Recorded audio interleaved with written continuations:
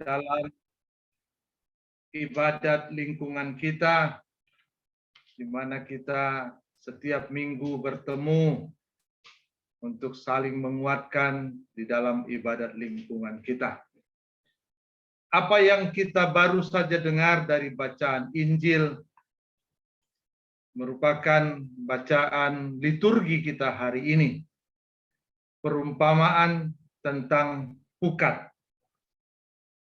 Di dalam organisasi gereja Katolik ada juga organisasi pukat. Teman-teman barangkali sudah ada yang tahu. Pukat itu singkatan dari profesional usahawan Katolik. Jadi ini satu organisasi di dalam naungan gereja Katolik. Tapi pada malam hari ini kalau kita berbicara tentang pukat, ini adalah perumpamaan yang disampaikan oleh Yesus sendiri kepada orang-orang di zaman dia. Mengumpulkan ikan dengan menggunakan pukat adalah satu usaha. Tentu orang-orang yang bekerja sebagai nelayan, inilah aktivitas mereka. Melakukan kegiatan-kegiatan, menebarkan jalannya, menebarkan pukatnya, lalu kemudian menarik dan memperoleh hasil. Ibu bapak, saudari-saudara sekalian, setiap usaha-usaha kita pastilah dibutuhkan kerja keras, pastilah berkeringat supaya dapat hasilnya. Di awal dari bacaan tadi kita dengarkan bahwa kerajaan surga itu seumpama pukat. Artinya apa? Kalau kita mempelajari tentang kerajaan surga, berarti semuanya akan terjaring di dalamnya. Terbukti setelah pukat itu penuh, ditarik, lalu kemudian dipilih-pilih. Artinya kalau kita menyadari bahwa kerajaan surga itu seperti pukat, maka kita pasti akan masuk di dalamnya. Masalahnya ada proses selanjutnya. Proses selanjutnya apa? Yang bagus-bagus akan dimasukkan ke dalam pasu atau ke dalam wadah, sementara yang jelek-jelek itu dibuang. Di saat kita seperti ini, sekarang ini, inilah kesempatan kita untuk masuk di dalam jaring itu dan terpilih menjadi yang terbaik. Nah itu. Jadi jangan terlalu cemas, ya, karena kita pasti akan dijaring semuanya. Kita akan tahu bahwa kerajaan surga itu nggak pilih-pilih, tapi pilihannya ada di tangan kita. Ya. Hidup kita ini banyak pilihannya. Pilih yang baik dan yang benar, atau mau pilih yang buruk atau yang salah. Nah, inilah yang selalu menjadi tantangan di dalam hidup kita. Berita tentang kerajaan surga itu tidak pilih-pilih sampai kepada kita. Pasti akan sampai. Masalahnya, kita mau milih yang mana?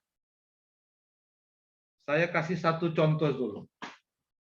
Ibu bapak, kalau mau menanam padi, harus ada benih padi. Sudah pasti kan? Tapi kalau kita menanam padi, ada nggak lalang yang tumbuh? Biasanya ada lalang tumbuh. Tapi kalau kita tidak menanam padi, lalang pasti tumbuh. Ini satu pesan buat kita. Berusaha melakukan hal-hal yang baik, yang buruk pun kadang-kadang ikut. Tapi kalau kita tidak pernah melakukan yang baik, pasti yang buruk semuanya. Ini tantangan tentang kerajaan sorga. Kita sering sekali mau mengatakan bahwa untuk masuk kerajaan sorga itu nggak perlu berkeringat, harus berkeringat. Ya, kita harus menunjukkan bahwa kita dipilih menjadi yang terbaik untuk itu. Sehingga kalau kita melihat topik kita malam hari ini, semakin berhikmat, semakin berkualitas. Ini kesempatan bagi kita, kalau kita masuk ke dalam jaring kerajaan sorga itu, kita adalah kumpulan orang-orang yang semakin berhikmat. Artinya apa? Hidup semakin berhikmat adalah hidup yang semakin beriman dan penuh kebenaran sejati di hadapan Tuhan. Secara definisi sangat mudah kita sebutkan. Semakin beriman, penuh kebenaran sejati di hadapan Tuhan. Lalu kita kadang-kadang melihat situasi yang ada di sekitar kita. Kok begini ya? Kok begitu ya? Kan sering kan seperti itu kan? Kita sering membanding-bandingkan satu situasi, organisasinya kok jadi begini ya. Padahal tuntutannya bagi kita adalah supaya kita semakin berhikmat. Semakin berhikmat berarti semakin beriman. Penuh kepercayaan akan penyelenggaraan Tuhan, penuh kebenaran sejati di hadapan Tuhan. Itulah semakin berhikmat. Inilah yang harus terus kita renungkan dalam perjalanan kehidupan kita. Kesempatan pada malam hari ini kita coba mau merenungkan tentang seperti apakah tipikal orang-orang yang berhikmat. Sebagai pembelajaran buat saya dan buat Anda sekalian. Bagaimana kita mau meningkatkan kualitas kita sebagai orang yang berhikmat.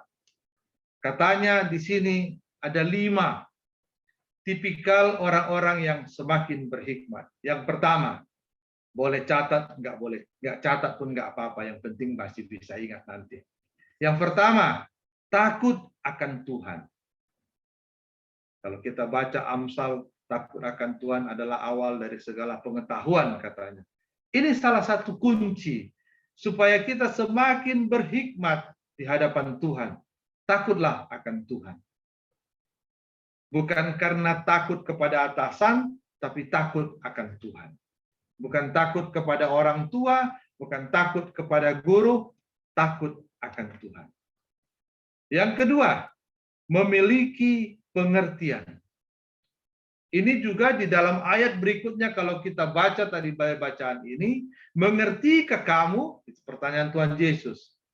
Ya, kami mengerti, kata orang-orang yang ada di sana. Ini artinya semakin berhikmat, kita semakin memiliki pengertian. Dalam bahasa sehari-harinya untuk kita lebih mengerti adalah, kalau bahasa marketingnya lebih gampang barangkali, letakkan kaki Anda di sepatu pelanggan, katanya. Kita kira begitulah. Memiliki pengertian.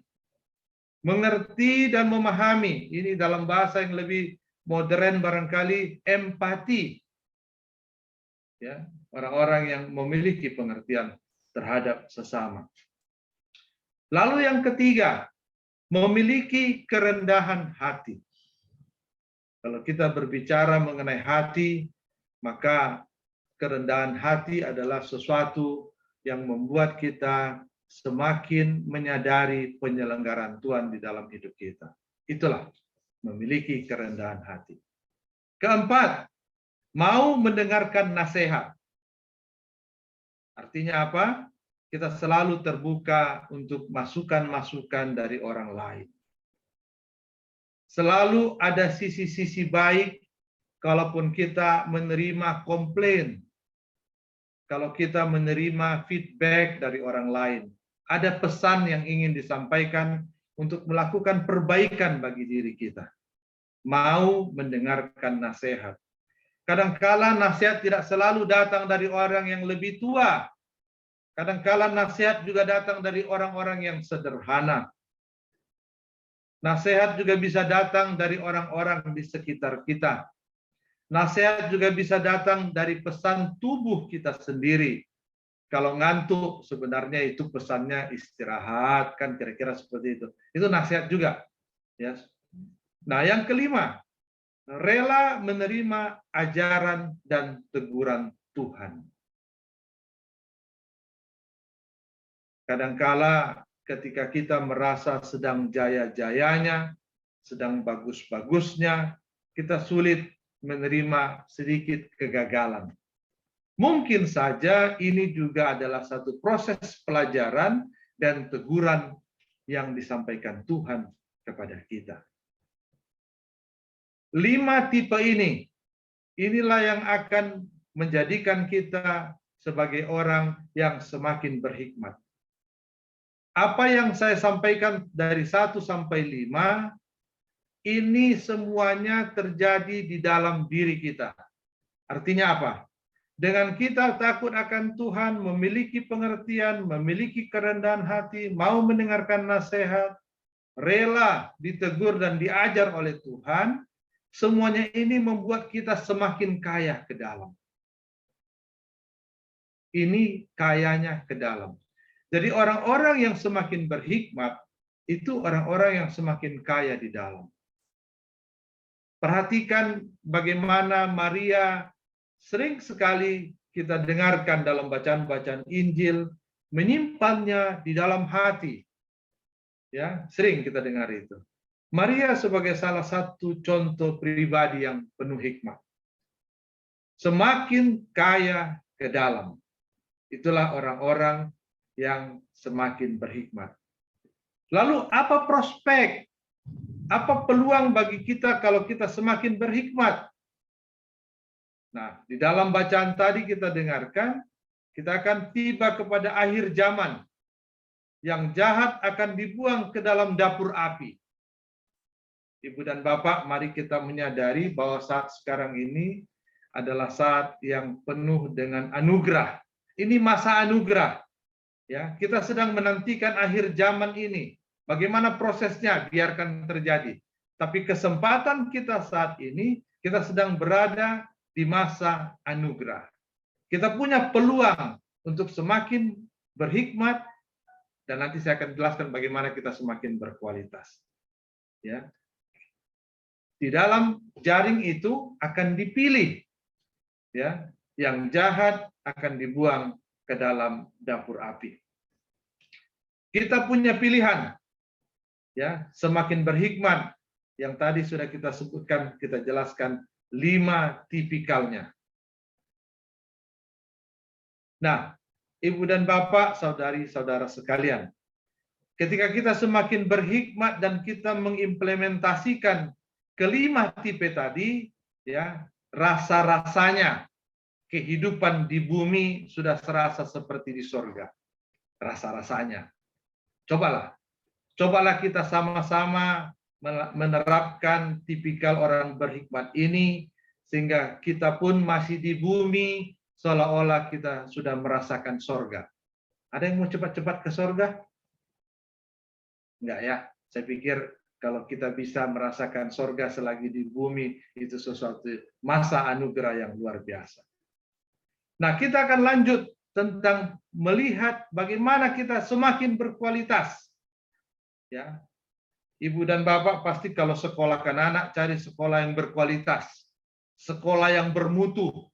Ya, nah, sama halnya dengan kita. Ya, kita selalu di dalam keseharian kita ingin menjadi pribadi-pribadi yang berkualitas. Apa yang terlihat dari kita kalau kita berkualitas? Nah, inilah kalau tadi semakin berhikmat itu adalah kaya di dalam, ya, semakin kaya kita di dalam. Tetapi kalau kita memperlihatkan semakin berkualitas, maka dari sisi penampilan, dari sisi tutur kata, dari bahasa tubuh kita, ini akan semakin tinggi gradingnya, semakin tinggi kualitasnya. Jadi kalau semakin berhikmat, hidup kerohanian kita di dalam hari demi hari semakin penuh dengan kebajikan dan kebijaksanaan, dan semakin berkualitas, penampilan di luar kita itu semakin penuh dengan cinta kasih dan belas kasih. Ini yang terlihat oleh orang lain. Kalau kita berhikmat, orang lain nggak bisa lihat. Yang orang lain bisa lihat kualitas diri kita, penampilan kita. Apa yang dirasakan orang lain? Orang lain akan merasakan kita semakin hidup penuh dengan cinta kasih dan belas kasih. Bagaimana implementasinya semakin lebih nyata? Bahagia melihat orang lain bahagia. Nah, itu dia. Itu kualitas hidup kita. Semakin berkualitas hidup kita, semakin bahagia kita melihat orang lain bahagia. Kalau mau ditingkatkan lagi, ya, bukan Anda bahagia melihat orang bahagia, Tapi Anda rela berkorban untuk orang lain bahagia. Catat ini. Dan ini hanya bisa terjadi ketika kita hidup penuh dengan hikmat. Tidak mungkin kualitas keluar kita menjadi semakin baik, sementara kehidupan kita untuk berhikmat kita tidak tambah selalu. Ibu dan Bapak, saudari-saudara yang dikasihi Tuhan, belajar tentang hal kerajaan sorga seumpama tuan rumah yang mengeluarkan harta baru dan lama. Apa yang mau disampaikan oleh Yesus di sini? Orang-orang yang selalu hidupnya mengimani kerajaan sorga tidak pernah berkekurangan. Harta-harta yang lama masih tetap ada, harta-harta yang baru semakin bertambah. Itu dia. Itulah hikmat yang akan terwujud dan nyata di dalam kualitas hidup sehari-hari kita. Semakin bahagia melihat orang lain bahagia, dan lebih ditingkatkan rela berkorban untuk kebahagiaan orang lain. Ibu dan Bapak, saudari-saudara yang dikasihi Tuhan, ketika kita memilih menjadi warga Katolik, tentu karena kita percaya. Kita percaya lewat organisasi gereja Katolik, kita punya Tuhan yang sungguh hidup di dalam diri kita. Kita percaya. Tidak cukup sampai menjadi kita percaya, tapi kita juga harus berjuang supaya Tuhan juga percaya sama kita. Artinya apa? Kita percaya, kemudian dipercaya Tuhan. Ini proses untuk hidup berhikmat dan berkualitas. Percaya kepada Tuhan, dipercaya Tuhan, itu level berikutnya. Yang ketiga apa? Menjadi orang-orang kepercayaan Tuhan. Sama di dalam organisasi. Mengapa kita memilih bekerja di perusahaan A? Oh, karena kita tahu, kita percaya bosnya itu kalau kita gajian tetap on time. Karena ada juga perusahaan yang 45 hari baru gajian sekali. Saya punya teman dulu, dia bilang, wah payah kami. 45 hari sekali baru gajian. Wah, hebat juga bosnya. Ya, tentu kalau kita mau bekerja di perusahaan, suatu perusahaan, kita harus percaya dulu. Ini perusahaannya gajinya bisa bagus, karir juga bagus. Lalu kita masuk di sana. Setelah kita masuk di sana, tidak mungkin langsung jadi manajer. Mungkin staf biasa. Lalu lama-lama bekerja di sana, kita dipercaya. Ya, setelah dipercaya posisinya manajer. Lama-lama bekerja lagi, jadi orang kepercayaan. Tamu bos datang, dia bilang, nanti kalau ada urusan penting cari Supardi saja. Itu jadi orang kepercayaan. Begitu juga tentang bagaimana kita mengimani kehidupan di dalam percaya kepada Tuhan, dipercaya Tuhan, dan akhirnya menjadi kepercayaan Tuhan. Amin. Ibu dan Bapak, saudari sekalian, kita akan lanjutkan ibadat kita dengan menyampaikan doa-doa permohonan kita kepada Bapa di sorga.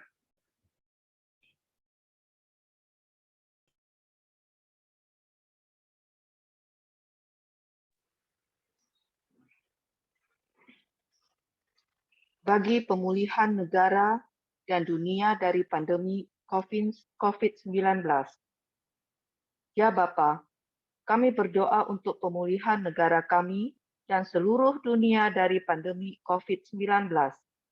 Semoga keadaan ekonomi dan kesehatan masyarakat semakin hari menuju ke arah yang lebih baik.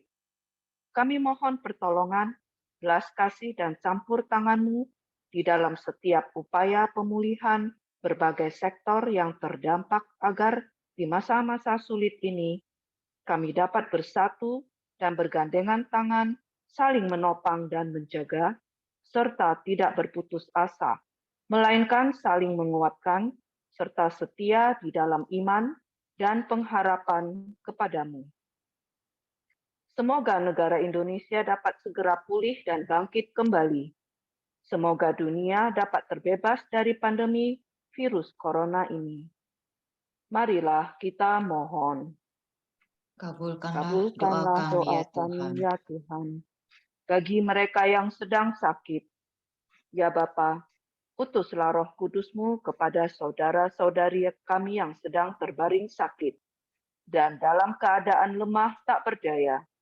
Kami menyerahkan mereka semua ke dalam kebijaksanaan-Mu. Berikanlah kesembuhan, penghiburan, dan damai sukacita selalu di dalam hati mereka. Marilah kita mohon.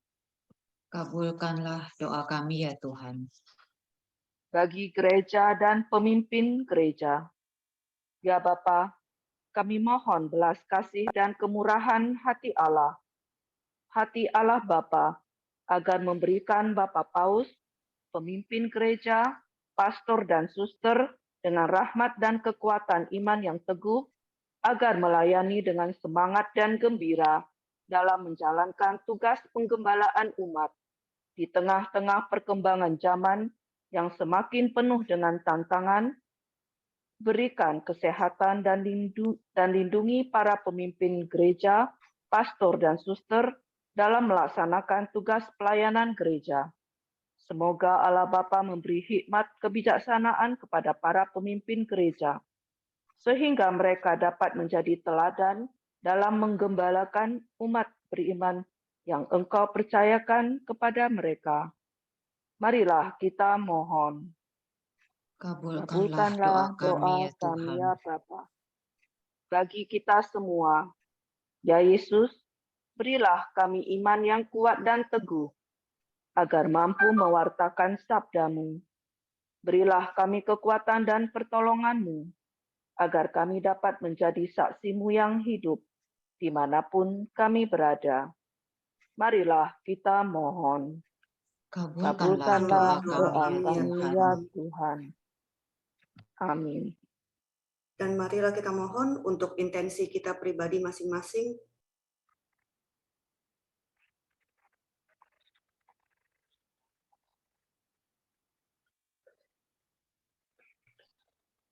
Kami mohon, ya Bapa, kabulkanlah doa kami. Marilah kita satukan segala doa dan permohonan kita dengan doa yang diajarkan oleh Yesus sendiri dan 3 kali salam Maria. Bapa kami yang ada di surga, dimuliakanlah nama-Mu, datanglah kerajaan-Mu, jadilah kehendak-Mu di atas bumi seperti di dalam surga. Berilah kami rezeki pada hari ini dan ampunilah kesalahan kami, seperti kami pun mengampuni yang bersalah kepada kami, dan janganlah masukkan kami ke dalam pencobaan, tetapi bebaskanlah kami dari yang jahat. Amin. Salam Maria, penuh rahmat, Tuhan sertamu. Terpujilah engkau di antara wanita, dan terpujilah buah tubuhmu, Yesus. Santa Maria, Bunda Allah, doakanlah kami yang berdosa ini, sekarang dan waktu kami mati. Amin. Salam Maria, penuh rahmat, Tuhan sertamu. Terpujilah engkau di antara wanita, dan terpujilah buah tubuhmu, Yesus. Santa Maria, Bunda Allah, doakanlah kami yang berdosa ini, sekarang dan waktu kami mati. Amin. Salam Maria, penuh rahmat, Tuhan sertamu. Terpujilah engkau di antara wanita, dan terpujilah buah tubuhmu, Yesus. Santa Maria, Bunda Allah, doakanlah kami yang berdosa ini, sekarang dan waktu kami mati. Amin. Silakan untuk pengumuman.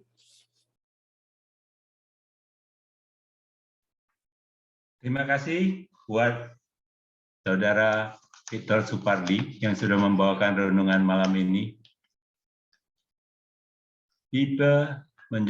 Lima tipe menjadi orang selamat. Jadi sudah tahulah kami cara menuju selamat. Terima kasih juga buat semua yang sudah bertugas malam ini. Untuk kita semua, kita ada dapat undangan dari Paroki Pesta Syukuran Paroki Santo Paulus di Brian Bengkel. Bagi umat yang sempat boleh hadir pada hari Minggu jam 9 pagi sampai selesai. Bagi sebagian umat yang sudah menerima undangan dalam bentuk seperti ini, diharap kalau tidak bisa hadir atau berhalangan pada hari Minggu, boleh titip ke saya, dan diharap di belakangnya ini ada sepotong. Ini saja yang cukup dikembalikan ke saya. Terima kasih. Sekian pengumuman. Silakan buat foto Yeni. Kita ambil foto dulu bentar ya. Boleh kita on cam sebentar?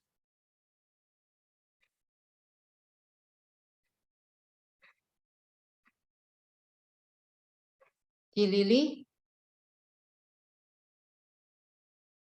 Siap-siap ya dengan senyumnya. Saya ambil fotonya.